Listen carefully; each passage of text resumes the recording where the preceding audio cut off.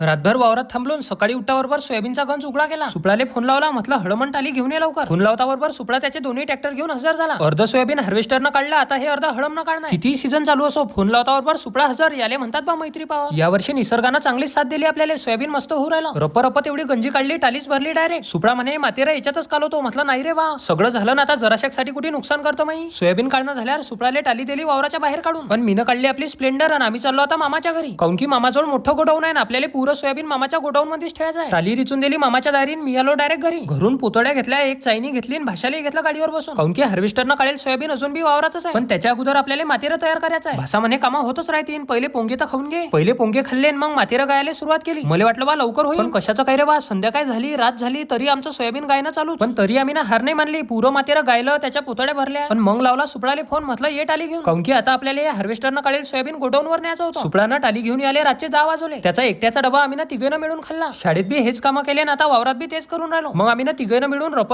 एवढं सोयाबीन टालीमध्ये भरलं. कडमाची घडी करून तोही दिला टालीत टाकून. त्या मातेऱ्याच्या पुतळ्या राहिल्या होत्या, त्याही दिल्या टाकून. ट्रॅक्टर पुढे आम्ही त्याच्या मागे आलो डायरेक्ट पेट्रोल पंपावर. काऊन की ट्रॅक्टर मध्ये डिझेल कमी होतं ना, आम्हाला नांदुऱ्या लोक जायचं होतं. शिल्लक कधी बोलताना मागते 16,000 रुपये देणार नाही, पंपाची उधारी आहे. तर चला मग रातच्या 12 वाजता आम्ही चाललो आता गोडाऊनवर. याच्या पुढे काय झालं ते जर पाहायचं असेल तर फॉलो करून टाका.